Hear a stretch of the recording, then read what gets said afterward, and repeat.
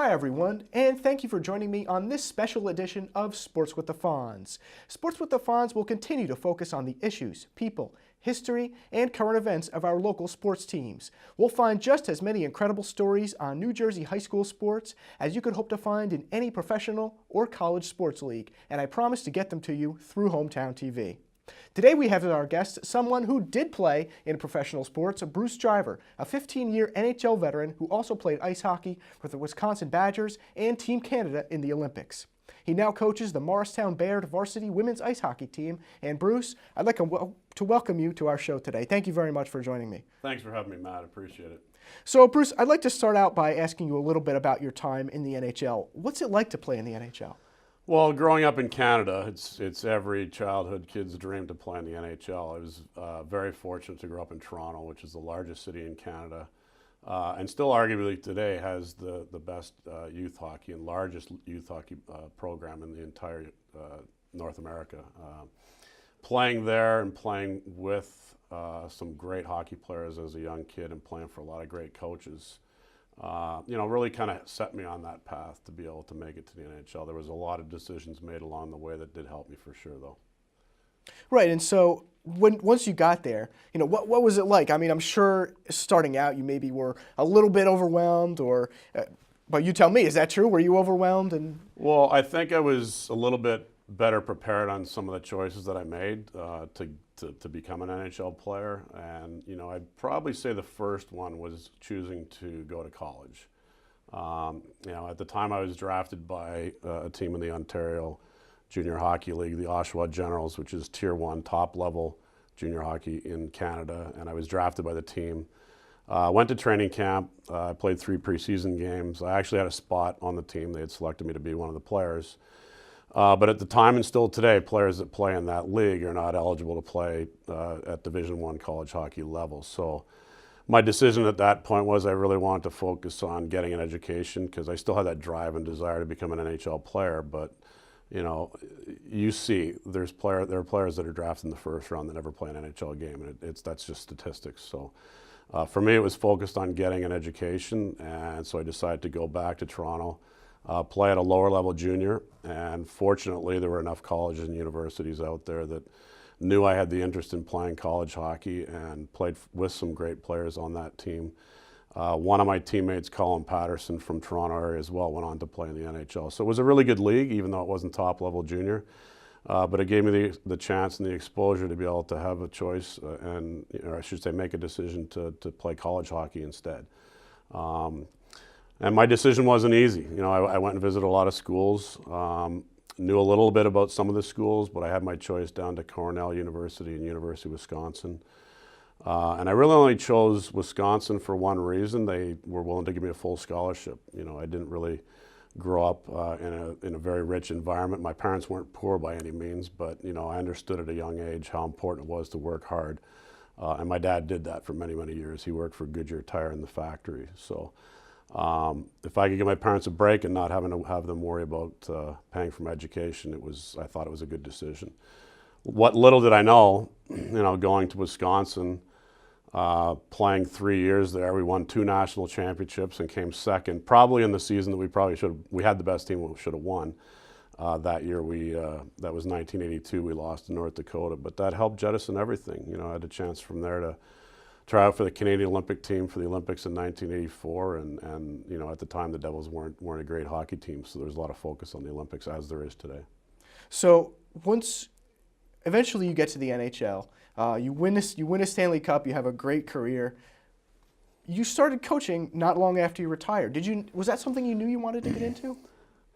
Well, I was during my playing days, I really focused a lot more on just playing the game and media. Sure, I mean, we read the papers and stuff like that, and obviously we're dealing with media and interviews, but my focus was always on preparation. And that's probably the reason why I played as long as I was that I was always preparing for the next game, getting ready for practice, thinking about my opponent, who we were going to play. My game, they said I was a student of the game, and that came from the media, not from me, not from my teammates. That came from the media that I was a student of the game. So I had learned an awful lot from a lot of very, very good coaches when I was very, very young. my time at University of Wisconsin playing under Badger Bob Johnson, incredible mind, incredible hockey mind. We know he went on to the NHL and coached there as well. My coach with the Canadian Olympic team, Dave King, another great coach, was in Hockey Canada for years and years and years and did great things, coached in the NHL as well.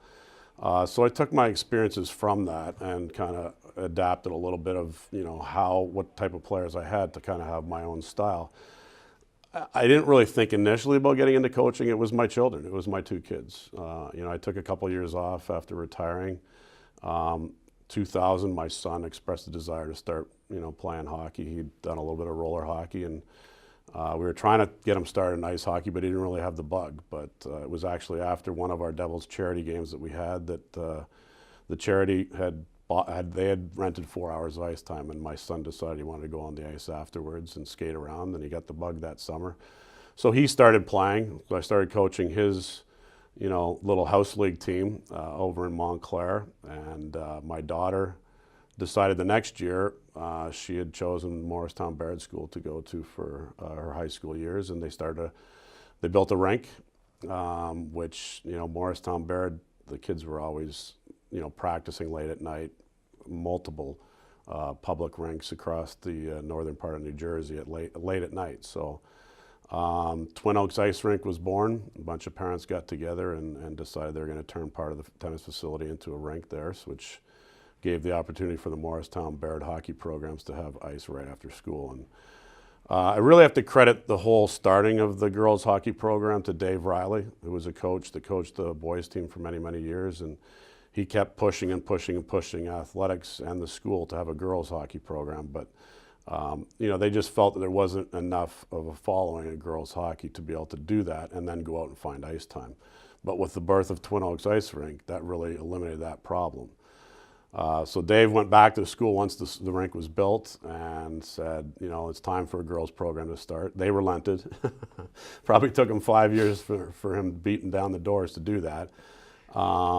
And Dave unfortunately had a stroke, and he wasn't able to skate anymore. So he was kind of poking around to try to find somebody to help with the on-ice stuff. And my name came up because my daughter was in the school. She never played ice hockey before, but we formed a team, and that first year we had one girl that was actually playing currently at that time, and that was it. And she played for the New Jersey Colonials, went on to play Division I. So the program has grown tremendously over the years, and it's been 16 years, and I'm still there.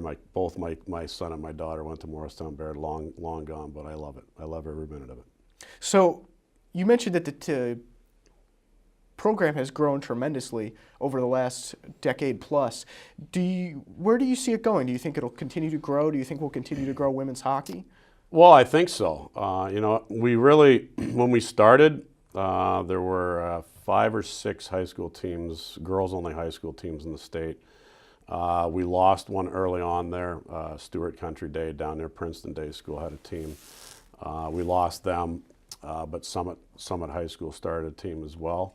And we've seen growth just in the last couple of years. We did have, like I said, a little bit of a dip there, but it seems as though it's on the comeback now. And I think we have 10 girls high school teams in the state. So that's a pretty good number, and there may be more in the future. Who knows? We'll see. Right. Well, let's hope that this sport, along with many others, continue to grow, because I personally shouldn't inject my opinion into my show, but I'm going to. I think it's great for students to be involved in athletics, and let's hope that they just continue to grow. Well, absolutely, and if you just look, and I look over the history of our program, I've had girls that, literally it's the first time they've ever played hockey, or some of them even skated. I've had beginners, and I've had girls that have gone on to play Division I college hockey. I've had girls leave and go to university and start club teams at universities and be a player coach, like as a freshman or sophomore. So it's incredible that the opportunities are out there for females in sports at the college level. You can shoot the moon. I mean, it's just the opportunities are there for them to do whatever they want. So you mentioned that some of the girls that you have on your team have never played hockey before. How are you able to get them up to speed? So some of the girls are obviously really experienced and some aren't. Well, the one thing pretty much the constant. They're not going to play the sport if they don't enjoy watching it. And all the girls that we have, no matter whether they're not as skilled a player or not as good a skater as the other girls, they all enjoy watching the game.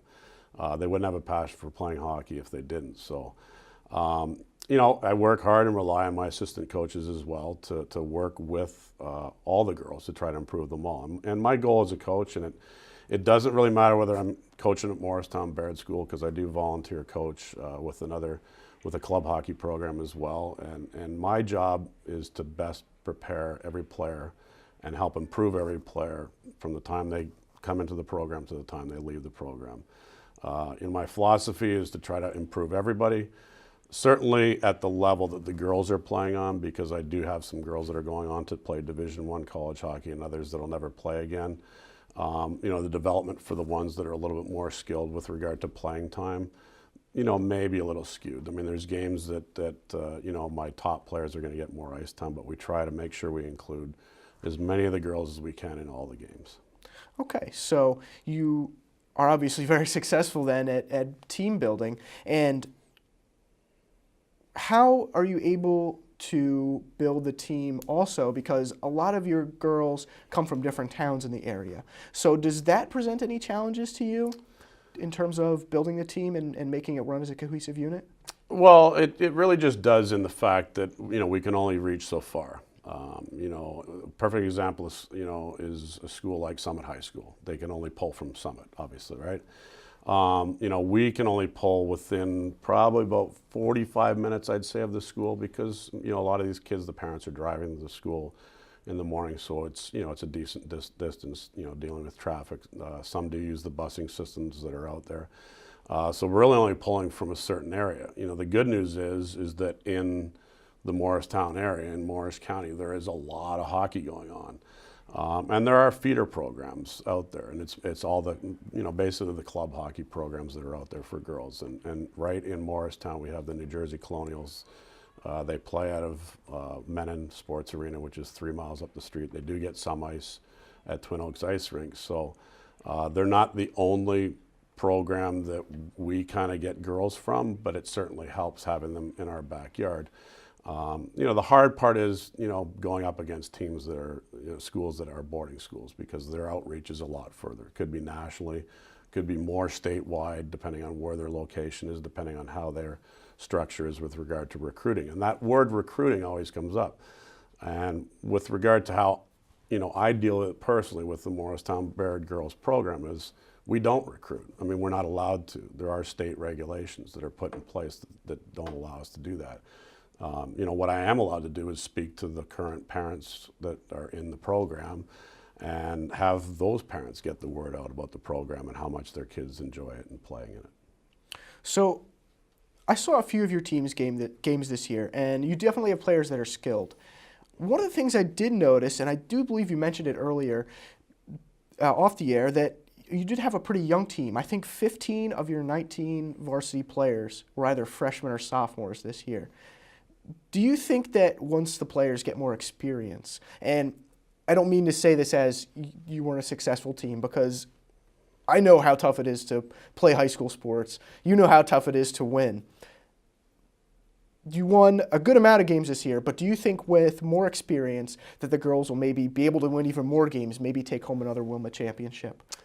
Well, certainly. It's always possible. We've had tremendous success since our league has been in existence. As I said, we started our program in 2000. It took a couple of years for the group of New Jersey schools to kind of figure out where we were going. We used to play for a prep championship up until right around 2006, and that's ironically right when our league started. Our league started the year 2005, 2006. So there's been 11 championships that have been up for grabs, and Morristown Baird has won 7. So that's a pretty good record. But to your point, this year's team, we have 2 seniors, 2 juniors. Do the math. We had 19 players. The other 15 are freshmen and sophomores. So some are experienced players, some are not as experienced players. We're always looking to build the program and improve, I should say add to the numbers and have more girls play. I'm not sure with regard to next year. We do have a middle school program that some of our girls have played in.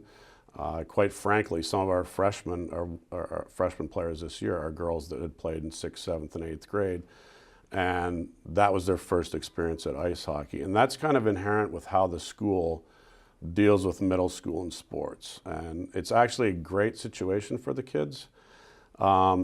It's actually built into their class day, their day. At 2 o'clock, I think 2 or 2:15 every day, each of the middle school teams needs to pick an activity. It doesn't have to be sports, but they have to pick an activity. So I know at one point we had 11 girls in the middle school playing ice hockey. You know, not a lot of them with a lot of experience, but they wanted to try it. You know, and we have a middle school A and B situation where the A kids kind of play more games, the B kids learn the games. So, you know, I credit the coaches that are working with the middle school kids with keeping that interest level up. So we've seen some of those girls, maybe that weren't as experienced, still want to continue to try to play in high school. So it's been a pretty good situation for us. So to your point about growing, really both our points, continue about growing the game of ice hockey, what are some other ways that we can continue to grow ice hockey in New Jersey and everywhere for kids to become involved? Well, I think it's through a lot of things that are going on. It's USA Hockey is the largest sanctioning board in the United States, and they do a great job of reaching out across the country. We literally just in the last weekend had a Try Hockey for Free weekend, which, you know, I also work for the New Jersey Devils, and we were a part of that, trying to bring hockey to kids and just have them experience what it's all about learning to play hockey. I mean, I was out there with literally kids that could barely skate, and then kids that had skated a little bit wanted to try playing hockey. So they're all relatively young, which is great. You want to get them interested as early as possible. But USA Hockey's done a really good job. And if you look back in the history of hockey, comparing Canada and comparing the United States, in the U.S. we always talk about 1980 and the Miracle on Ice. And I look back at that. I was actually playing for that junior team that I was talking about earlier at the time. It was right before I went to college, and we were sitting there watching the game as junior hockey players and watching in amazement on what happened in 1980. And quite frankly, that's really when we saw growth of hockey start here in the U.S. You know, it was such an amazing experience for the U.S. kids that were involved playing in the Olympics that year that won that. We started to see growth of hockey in the U.S.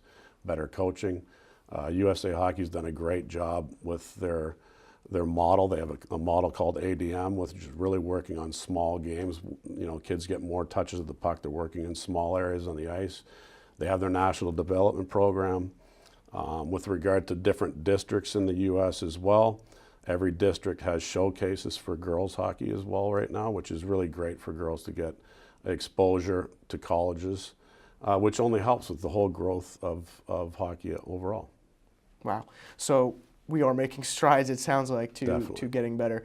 Bruce, I want to thank you very much for joining us here on Sports with the Fonz today. This was great. You definitely have to come back again sometime. You have some fantastic stories. Thank you again, and thank you for watching us here on Sports with the Fonz today.